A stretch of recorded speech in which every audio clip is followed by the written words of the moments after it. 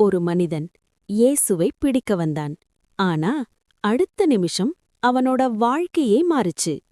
அவன் பெயர் மல்கூஸ், ஒரு வேலைக்காரன்.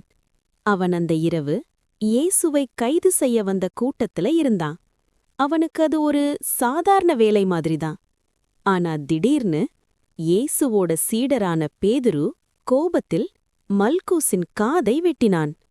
ஒரே நிமிஷத்தில் அவன் வலியால் துடிச்சான். அந்த நேரம் அவன் நினைச்சான், இதுதான் முடிவு. ஆனா அடுத்தது நடந்தது யாரும் எதிர்பார்க்காதது.